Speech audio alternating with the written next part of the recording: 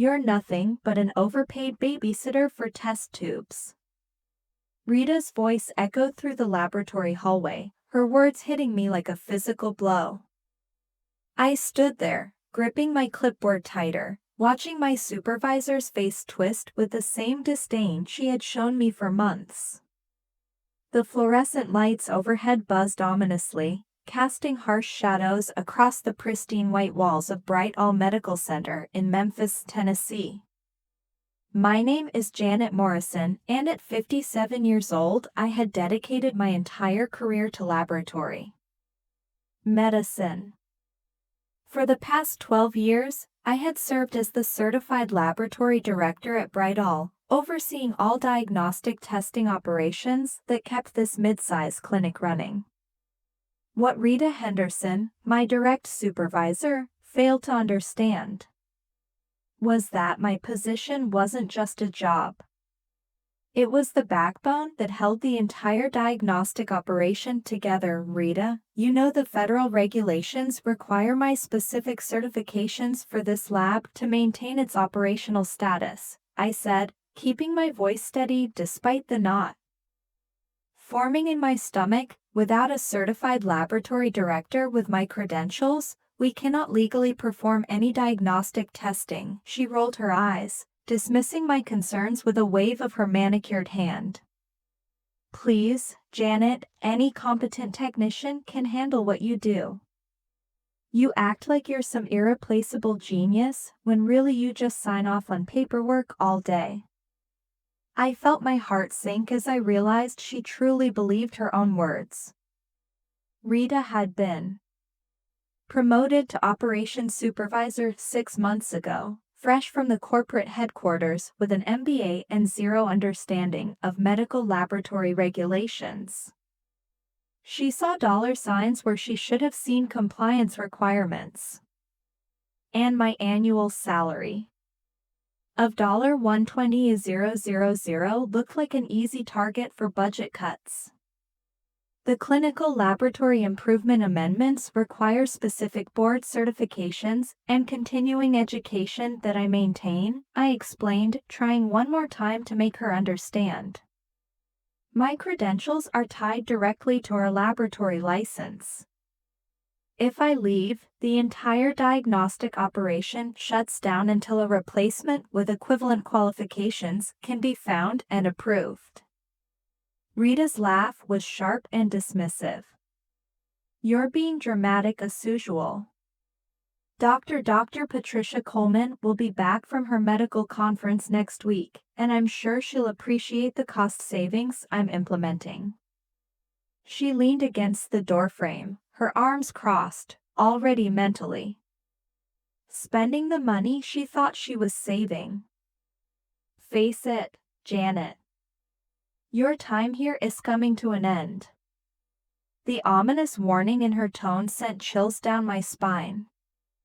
As I walked back to my office, passing the humming centrifuges and automated analyzers that processed hundreds of patient samples daily, I couldn't shake the feeling that Rita was planning something far worse than just making my life difficult. The way she had been scrutinizing my work, questioning my decisions, and undermining my authority with the laboratory staff told me that this confrontation was just the beginning of something much more devastating. My relationship with Betrayal Medical Center ran deeper than most people realized. When I first arrived 12 years ago, the clinic was struggling with laboratory compliance issues, failed inspections, and a revolving door of temporary directors who couldn't meet the stringent federal requirements. Dr. Patricia Coleman, the clinic's owner and chief executive, had personally recruited me from Kelwind Regional Hospital, where I had successfully transformed their laboratory operations from a liability into a profit center. "Janet, I need someone who can not only meet the regulations, but exceed them," Patricia had said during my interview. "This clinic serves some of the most underserved communities in Memphis, and our patients depend on accurate, timely diagnostic results. Can you help us become the laboratory that sets the standard for excellence?" Her passion for patient care had resonated with me immediately. I had spent the previous 8 years watching corporate healthcare destroy the personal touch that made medicine meaningful. And Patricia's vision of a clinic that prioritized patients over profits felt like a breath of fresh air. Within 6 months of my arrival, we had achieved perfect inspection scores, expanded our testing capabilities, and increased laboratory revenue by 40%. The irony wasn't lost on me that Rita now wanted to eliminate the very position that had saved the clinic. She had been hired during Patricia's temporary absence, brought in by the board of directors, who were concerned about rising operational costs. Rita's background was in corporate restructuring, and she approached healthcare like any other business that needed streamlining. These doctors think every position is sacred, Rita had confided to me during her first week, not realizing she was revealing her fundamental misunderstanding of medical practice. In the real world, you cut the fat and improve the bottom line. That's how you stay competitive. What Rita didn't understand was that my certifications weren't just credentials on paper.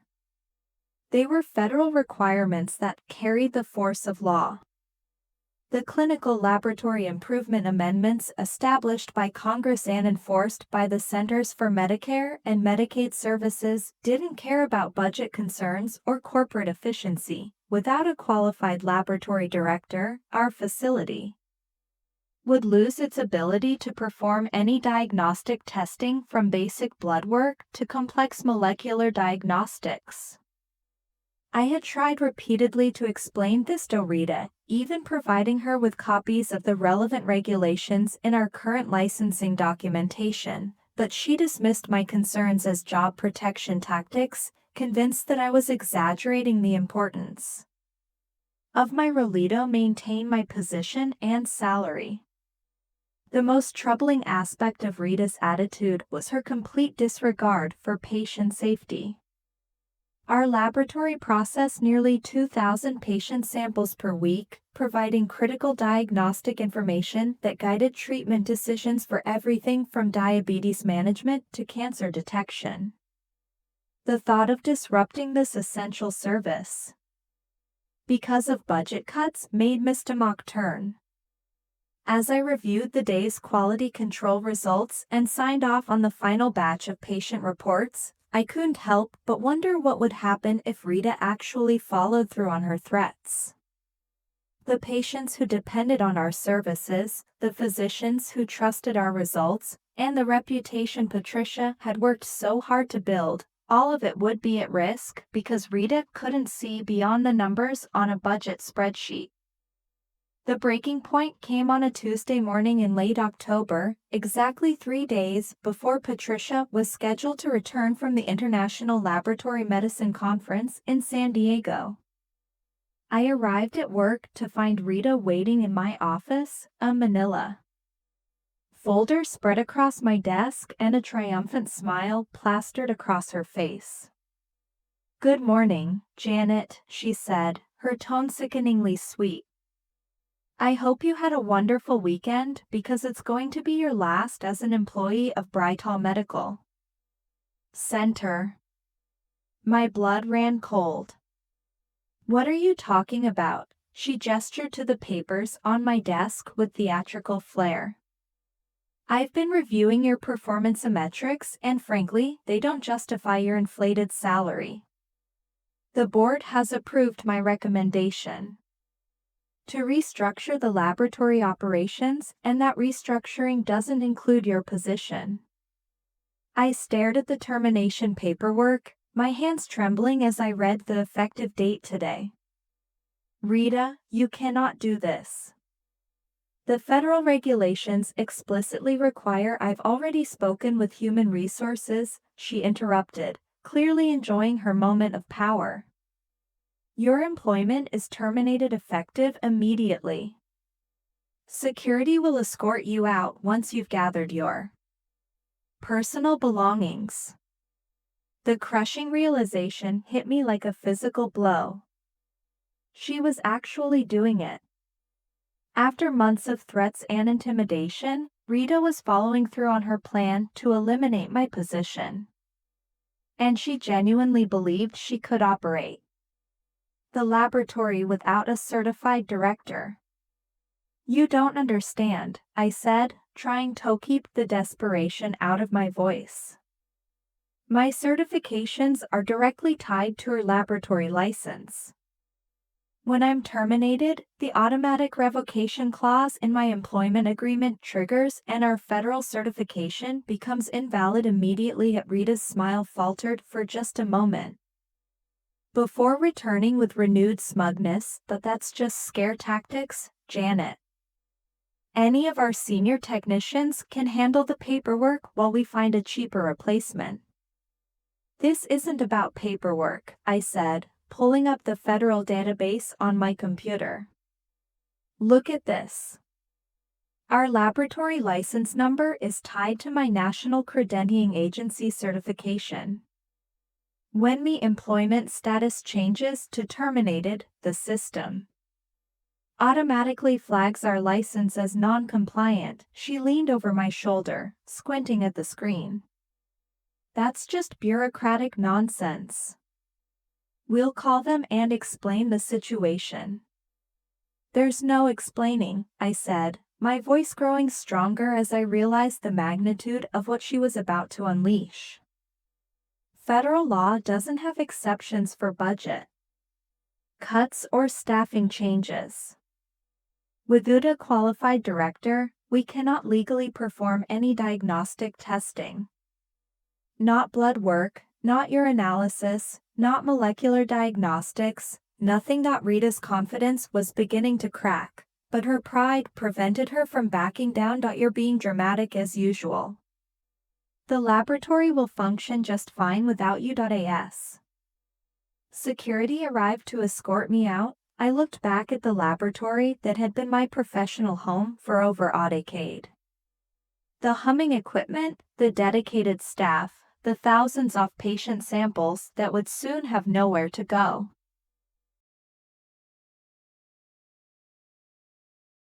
All of it about to become collateral damage in Rita's misguided cost-cutting crusade.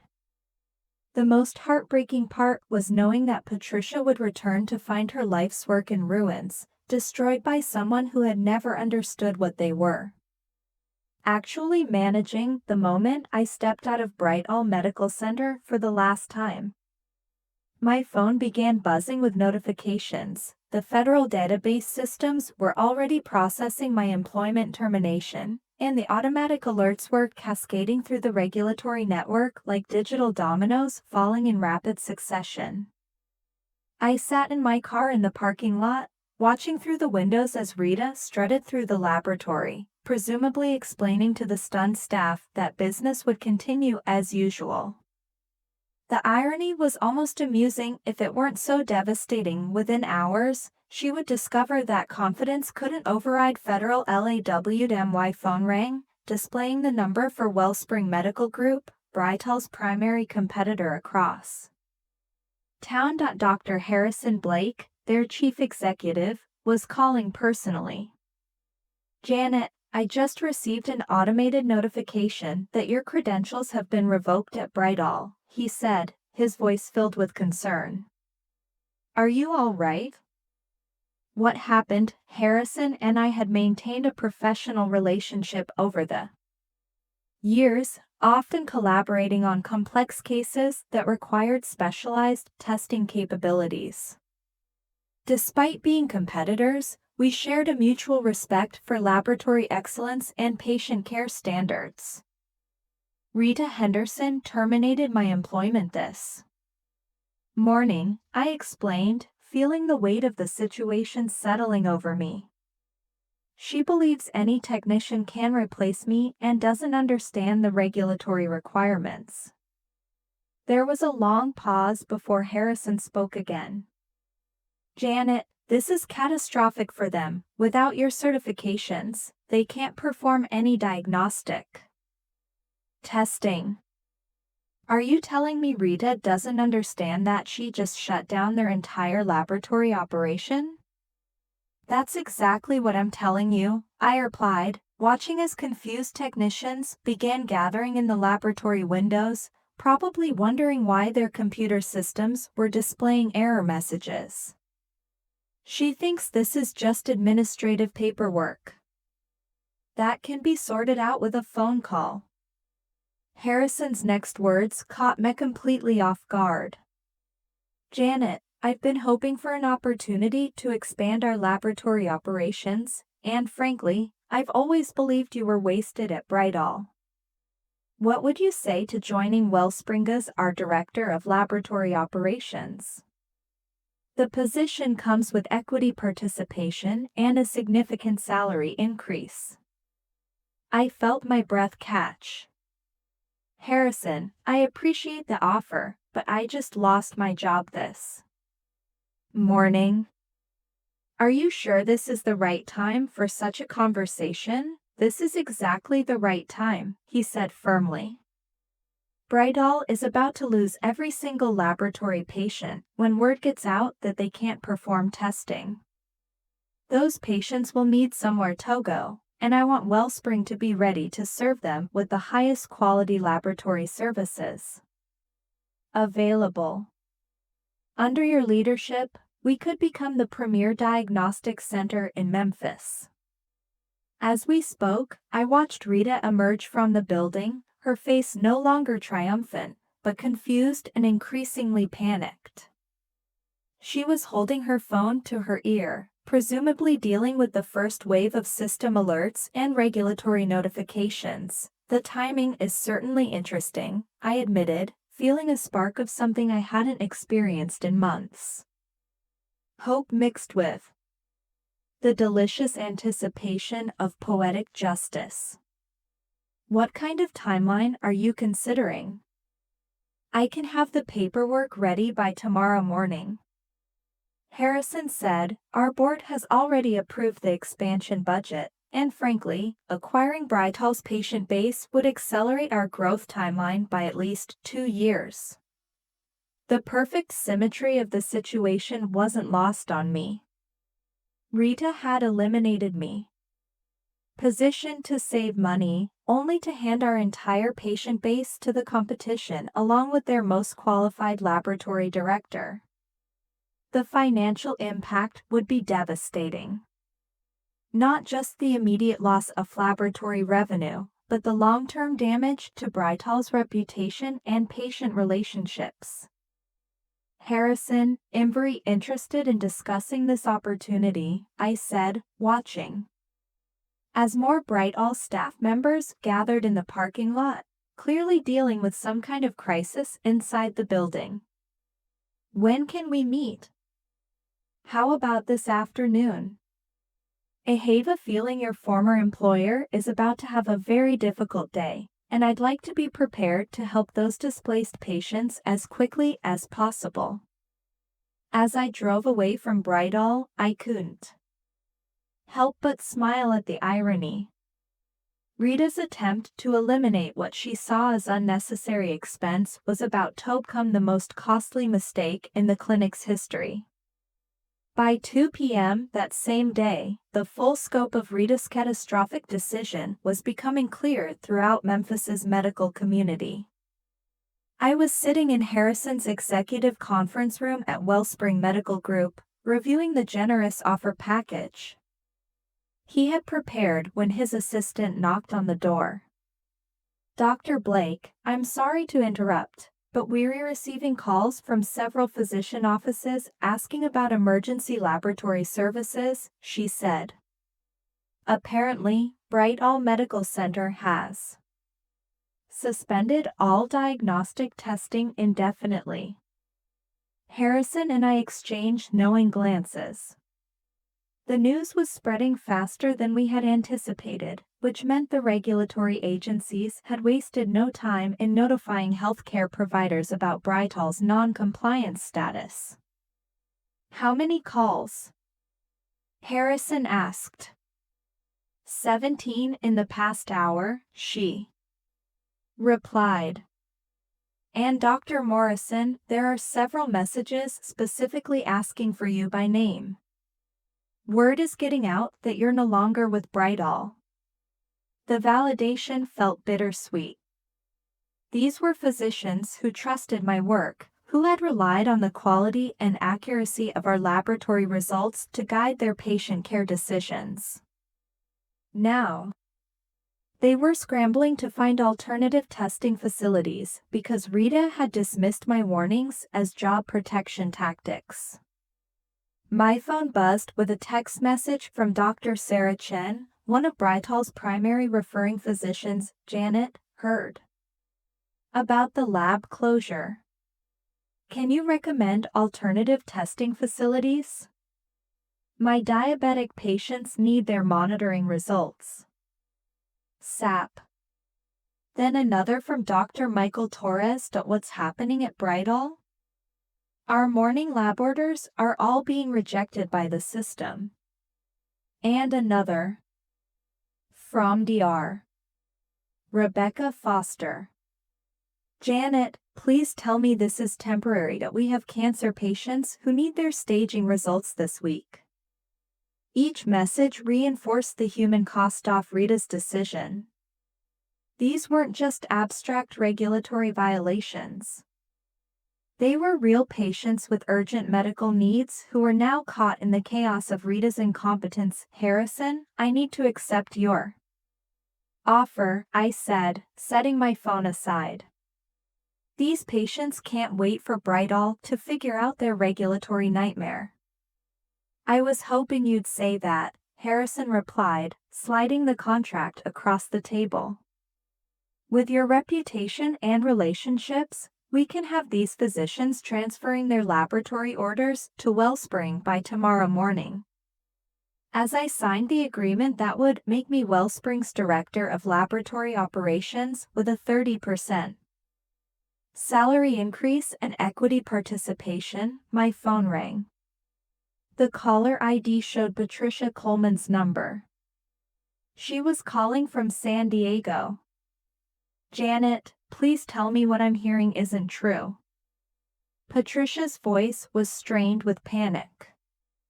I just received a call from our attorney saying we've lost our laboratory certification. What happened? Rita terminated my employment this morning, I explained calmly. I warned her repeatedly about the regulatory requirements, but she believed any technician could replace me. Oh my God, Patricia whispered. Where is she now? I need to speak with her immediately. I'm not sure, but based on the physician calls we're receiving, I suspect she's dealing with a lot of very angry doctors and confused patients. Janet, we need to fix this. Can you come back? Name your price. Whatever it takes to restore our certification. The desperation in Patricia's voice was heartbreaking, but the damage was already done. Patricia, I've already accepted a position with Wellspring Medical Group. Even if I wanted to return, the certification process would take weeks, and you'd need board approval for the salary it would require to make that worthwhile. The silence on the other end of the line spoke volumes. Patricia was beginning to understand that Rita's decision hadn't just cost them my services. It had potentially destroyed everything she had built over the past 15 years. I'm so sorry, Janet, she finally said. You deserved better than this. As I hung up, Harrison was already making calls to expand our laboratory's operating hours and bring in additional staff to handle the influx of patients we were about to receive. The next morning, I arrived at Wellspring Medical Group at 6 o'clock a.m. to find the parking lot already bustling with activity. News of Brital's laboratory closure had spread throughout Memphis's medical community overnight, and physicians were scrambling to establish new testing relationships for their patients. Harrison met me at the entrance, his face flushed with excitement. Janet, we've received over 200 laboratory order transfers since yesterday afternoon. Our phone hasn't stopped ringing.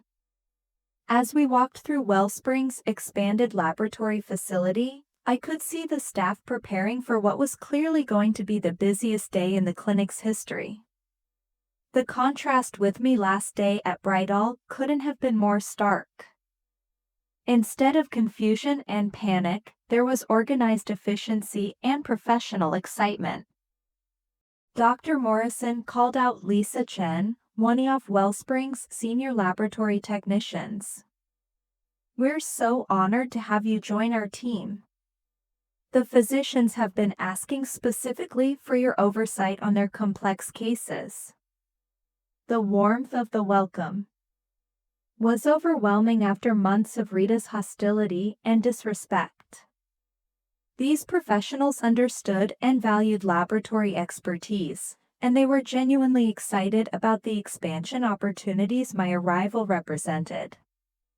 My phone had been buzzing constantly since sunrise with messages from physician offices, former Brightall colleagues, and even some of the more experienced technicians asking about employment opportunities at Wellspring. The exodus from Brightall was happening faster than anyone had anticipated. At 9 a.m., Harrison's assistant brought me a particularly interesting message. "Dr. Morrison, I have Rita Henderson online, too.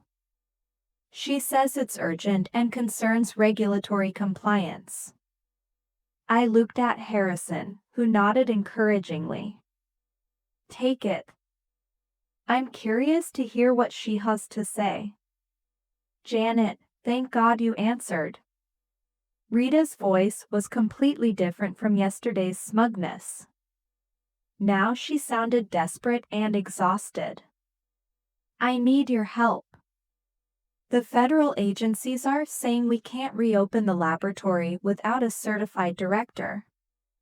And the replacement candidates are saying it could take 6 to 8 weeks to complete the credentialing process." "That sounds about right," I replied calmly. "The background checks and verification processes are quite thorough, but we can't survive 8 weeks without laboratory revenue," Rita continued, her voice rising with panic. "We're losing patients by the hour, and the physicians are threatening to sever their referral relationships permanently." "I'm sorry to hear that, Rita, but I'm no longer a Brightall employee. Perhaps you should discuss these concerns with Patricia when she returns." "She's flying back early," Rita said quickly.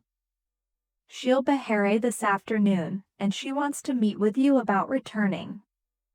We can offer you a significant raise, additional vacation time, whatever you need." "I appreciate the offer, but I've already committed to Wellspring Medical Group," I said, watching as another batch of laboratory orders arrived from former Brightall physicians. "Even if I were interested, the damage to your certification status would require starting the entire approval process from scratch." "You're saying there's no way to fix this quickly?" Rita's voice was barely a whisper now. "The regulations don't have emergency provisions for staffing decisions," I explained. "You eliminated a federally required position, and there are consequences for that choice." After hanging up, I felt a complex mix of emotions. There was certainly satisfaction in seeing Rita face the consequences of her arrogance, but he also felt genuine sadness for Patricia and the innocent staff members who were suffering because of one person's poor judgment. "How did that go?" Harrison asked, appearing with a cup of coffee and a wide smile. "About as well as expected," I replied. "Rita is beginning to understand that federal regulations don't bend for budget concerns. Well, their loss is definitely our gain." Harrison said, "We're already ahead of our annual growth projections, and it's only been 24 hours." As I settled into my new office and began reviewing the day's quality control procedures, I couldn't help but appreciate the perfect irony of the situation. Rita's attempt to save money by eliminating my position had instead created the perfect storm that launched my career to new heights while potentially destroying everything she had tried to protect. 3 days later, Patricia Coleman returned from San Diego to find her medical practice in complete chaos. The scene that greeted her would have been comical if the consequences weren't so devastating for everyone involved. I learned the details from Dr. Jennifer Walsh, one of Brightal's primary care physicians, who had decided to establish her laboratory relationship with Wellspring. She called me that Thursday afternoon, still shaking her head in disbelief at what she had witnessed. "Janet, you should have seen Patricia's face when she walked into the laboratory," Jennifer said. "The entire diagnostic operation was shut down. No testing, no results, no revenue." Rita was standing there with a stack of regulatory violation notices, trying to explain why she thought firing you was a good idea. The confrontation had been swift and brutal. Patricia, normally composed and diplomatic, had apparently unleashed months of frustration on Rita in front of the entire laboratory staff. "What have you done, you fool?" Patricia had shouted, her voice echoing through the empty laboratory. "Do you have any idea what you've just destroyed?" Rita, according to Jennifer, had tried to defend her decision by pointing to potential salary savings, but Patricia cut her off with devastating precision. "You eliminated the one person whose credentials kept us operational to save money." Patricia's voice had grown dangerously quiet. "That person whose salary you thought was too high. She was generating over $2 million in annual laboratory revenue." The financial reality was stark and undeniable. The MY position cost the clinic $120,000 annually in salary and benefits, but the laboratory operations I oversaw generated nearly 17% of Brightal's total revenue. Rita had eliminated a position that paid for itself more than 16 times over. Jennifer told me Rita actually tried Torg that they could hire a replacement quickly. I shared with Harrison as we reviewed Wellspring's dramatically improved quarterly projections.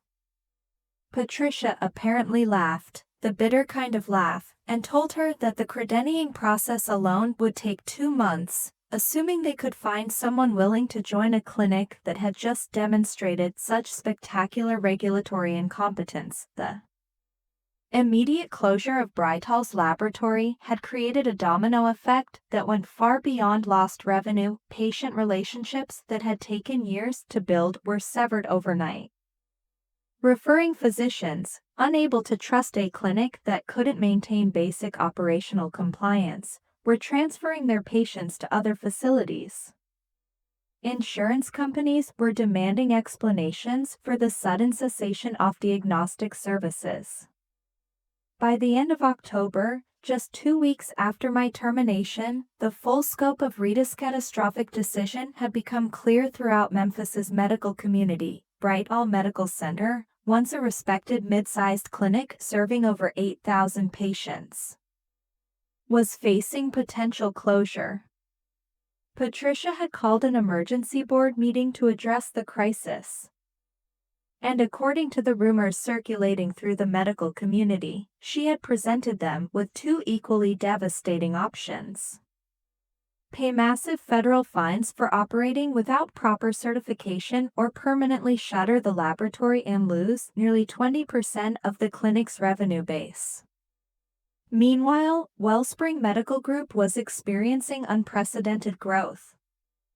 Under my leadership, we had expanded our laboratory operations to handle the influx of former Brightal patients, hired 3 additional technicians, and established relationships with 12 new referring physicians.